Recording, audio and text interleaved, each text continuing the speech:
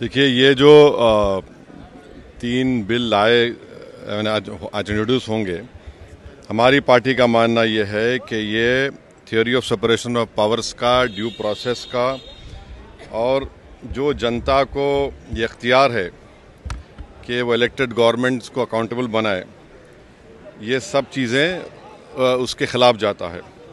Separation of powers आप देख लीजिए कि एग्जीक्यूटिव एजेंसीज़ को फ्री रन मिल जाएगा कि वो खुद जज, ज्यूरी और एग्जीक्यूशनर हो जाएंगे, और मुख्यमंत्री को हटाना है तो असेंबली में हटाते हैं।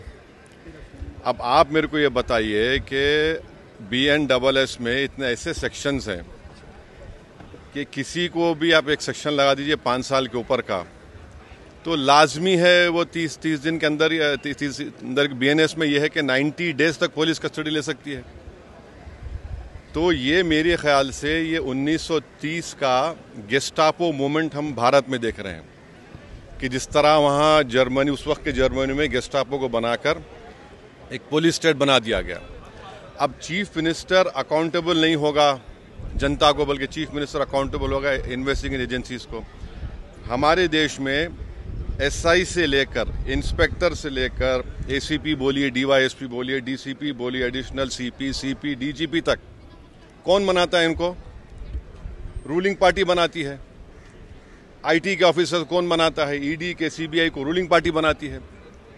आप बताइए फिर कहाँ इंडिपेंडेंस रहेगा इन लोगों का? आप कैबिनेट के 6-7 लोगों को केस लगाइए, 30 दिन डालिए अंदर जेल में, गवर्नमेंट गिर गई उनकी। तो ये असल मकसद वो है, ये अनकॉन्स्टिट्यूशनल। अच्छा, उस बिल में ये भी है कि प्राइम मिनिस्टर को कौन अरेस्ट करेगा? प्राइम मिनिस्टर को बताइए। और प्राइम मिनिस्टर, ये उसमें उस बिल में कह रहे हैं, प्राइम मिनिस्टर के बिल में कह रहे हैं कि प्रेसिडेंट करेगा। अरे भाई, संविधान में हमने लिख दिया कि the president will act on the aid and advice of the council of ministers. ये उसका कॉन्ट्रडिक्शन। दूसरा, गवर्नर को आप इख्तियार दे रहे हैं, गवर्नर आप अपॉइंट करते हैं। तो ऑल इन ऑल ये हमारी डेमोक्रेसी के लिए, ड्यू प्रोसेस के लिए, बल्कि भारत को एक पुलिस स्टेट बनाने का काम BJP सरकार करना चाहती है इन तीनों बिलों के जरिए, जिसकी हम पुरजोर इसकी मुखालिफत करेंगे। और ये अनकॉन्स्टिट्यूशनल है, ये बिल्कुल अनकॉन्स्टिट्यूशनल है। आप हर चीज़ आपके हाथ में, सेंट्रलाइज आप अपने हाथ में कर रहे हैं। माने आप पिक एंड चूज करेंगे, और BJP ये भूल रही है कि कब तक सत्ता में रहेंगे आप, कभी ना कभी तो निकलेंगे ना। तो पावर इटर्नल तो थोड़ी है कि ये आपके खिलाफ भी इस्तेमाल होगा। तो इस तरह का एक कोशिश की जा रही है, हम इसकी मुखालिफत करते हैं। अब वो तो है उसमें, मगर हम तो देखिए अब क्या होता है अंदर। BJP ये कह रही है कि जिस तरह से पॉलिटिक्स जो एक तरह से डर्टी हो रहा था उसको साफ, तो उसमें ये कह दीजिए ना कि अगर किसी पर आरोप लगेगा तो वो रूलिंग पार्टी ज्वाइन नहीं करेगा सेंट्रल गवर्नमेंट को। आपके पास ज्वाइन कर लो, आप आराम से बैठो। भाई, पुलिस कैसा तय करेगी? जनता तय करेगी ना, जनता तय करेगी। जनता मुझे क्यों इलेक्ट करती है कि मैं 5 साल के लिए जाऊं?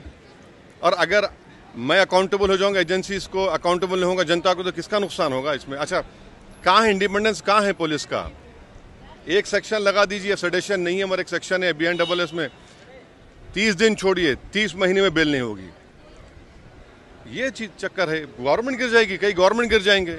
तो जितने अपोजिशन पार्टीज के जो चीफ मिनिस्टर्स हैं, जो उनके पार्टीज हैं, उनको तो इसका पुरजोर मुखालिफत करना चाहिए, वरना तो फिर बारी बारी सब जने जाएंगे अंदर। सर, जन सुनवाई के दौरान दिल्ली की मुख्यमंत्री रेखा, हाँ, मैं इसका कंडेम करता हूँ।